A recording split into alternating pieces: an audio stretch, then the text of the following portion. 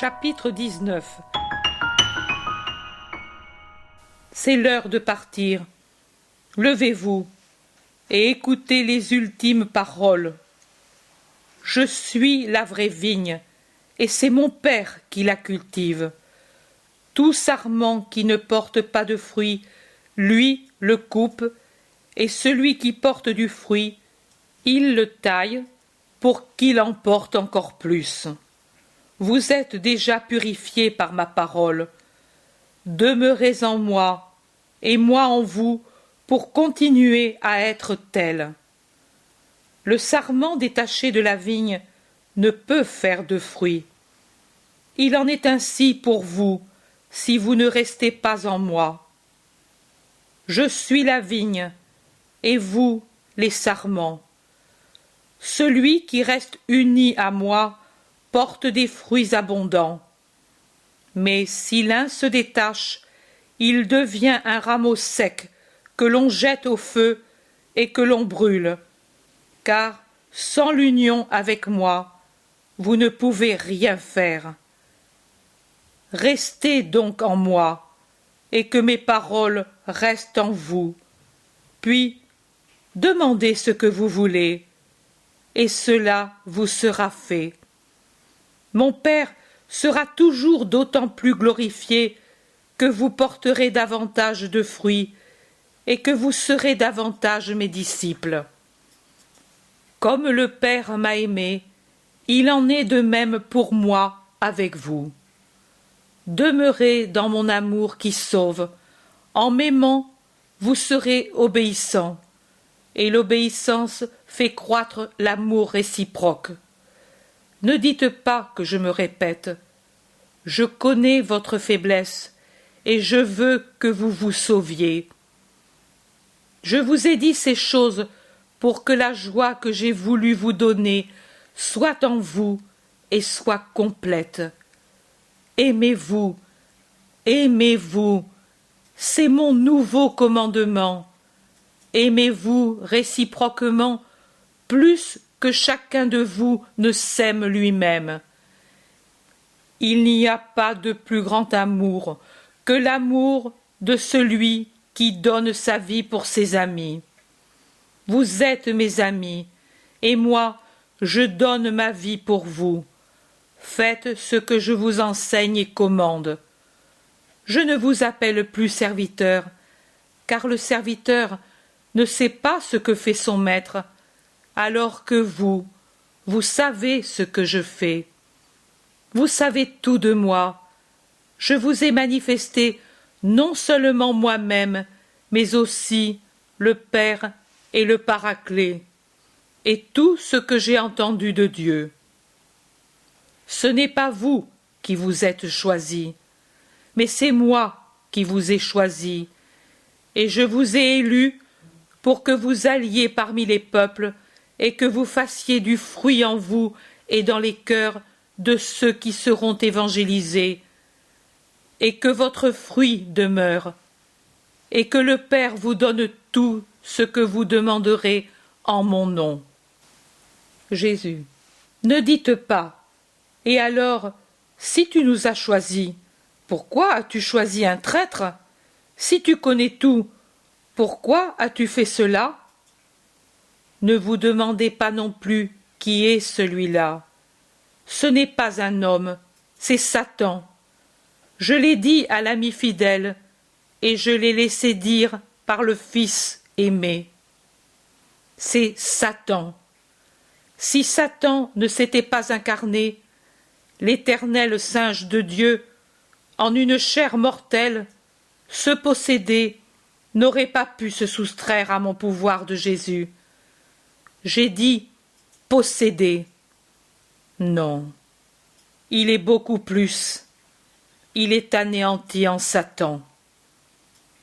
Jacques d'Alphée demande: pourquoi, toi qui as chassé les démons, ne l'as-tu pas délivré? Le demandes-tu par amour pour toi, craignant de l'être? Ne le crains pas.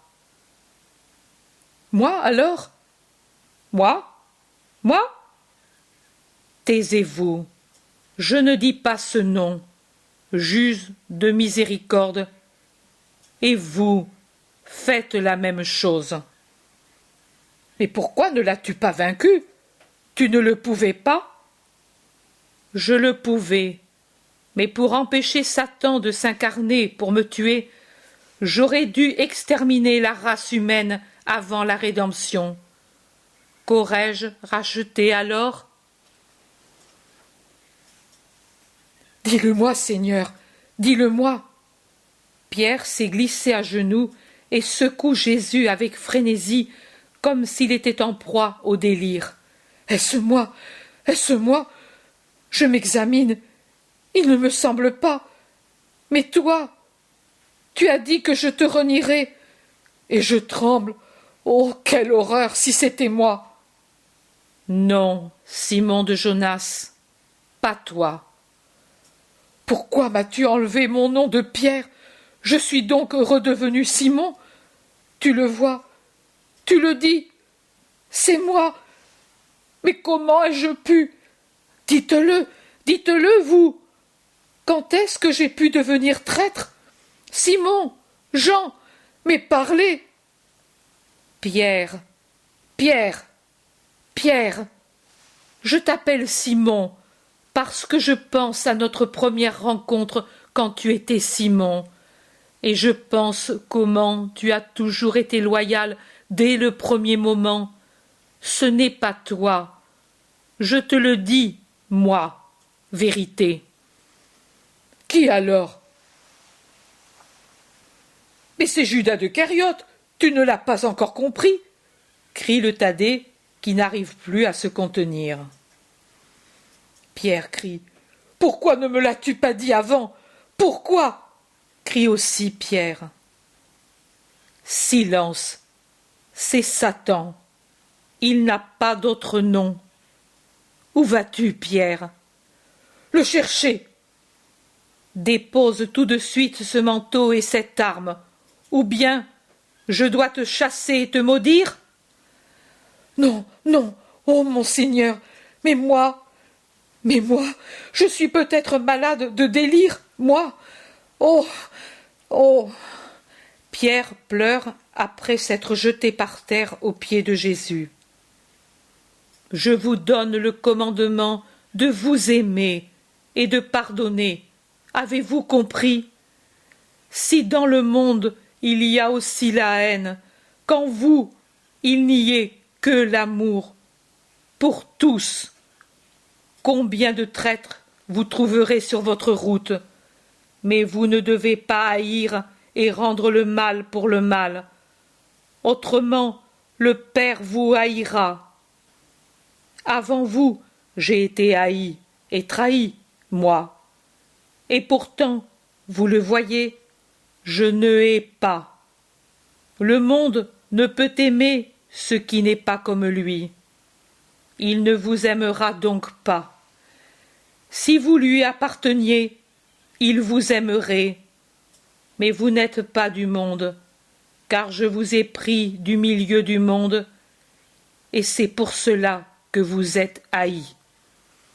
Je vous ai dit, le serviteur n'est pas plus que le maître. S'ils m'ont persécuté, ils vous persécuteront vous aussi.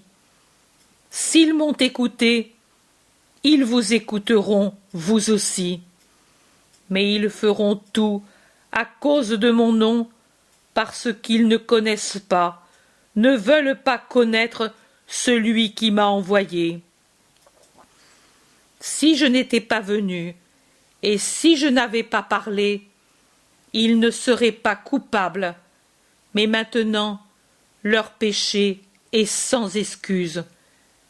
Ils ont vu mes œuvres, entendu mes paroles, et pourtant ils m'ont haï, et avec moi le Père, parce que le Père et moi, nous sommes une seule unité avec l'amour. Mais il était écrit, tu m'as haï sans raison. Cependant, quand sera venu le Consolateur, l'Esprit de vérité qui procède du Père, ce sera lui qui rendra témoignage de moi, et vous aussi, vous me rendrez témoignage, parce que dès le début, vous avez été avec moi. Ceci, je vous le dis pour que, quand ce sera l'heure, vous ne soyez pas abattus et scandalisés. Il va venir le temps où ils vous chasseront des synagogues et où celui qui vous tuera pensera rendre ainsi un culte à Dieu. Ils n'ont connu ni le Père, ni moi. C'est là leur excuse. Je ne vous ai pas dit ces choses en les développant autant avant maintenant, parce que vous étiez comme des enfants à peine nés. Mais maintenant, la mère vous quitte, je m'en vais. Vous devez vous accoutumer à une autre nourriture. Je veux que vous la connaissiez. Personne ne me demande plus « Où vas-tu » La tristesse vous rend muet. Et pourtant, c'est un bien pour vous aussi que je m'en aille. Autrement, le consolateur ne viendra pas. C'est moi qui vous l'enverrai. Et quand il sera venu, par le moyen de la sagesse et de la parole, les œuvres et l'héroïsme qu'il versera en vous, il convaincra le monde de son péché déicide et de la justice de ma sainteté. Et le monde sera nettement divisé en réprouvés, ennemis de Dieu, et en croyants. Ces derniers seront plus ou moins saints, selon leur volonté. Mais le jugement du prince du monde et de ses serviteurs sera fait.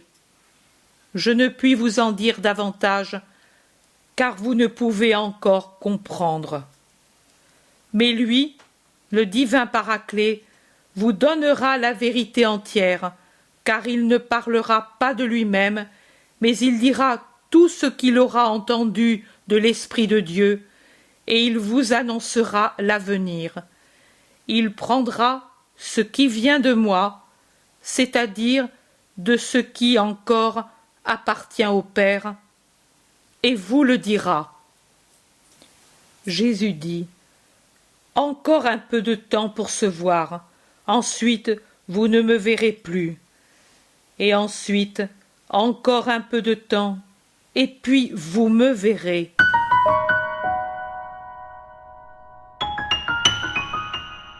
L'intérêt pour les écrits de Maria Valtorta ne cesse de grandir. Et les fruits récoltés, vocation, conversion, sont immenses. Visionnaire de la vie du Christ, de la conception de Marie jusqu'au début de l'Église, sa description des personnages, de leur psychologie, la précision des lieux où ils évoluent, des coutumes et mœurs de l'époque, est proprement sidérante et à ce jour inégalée.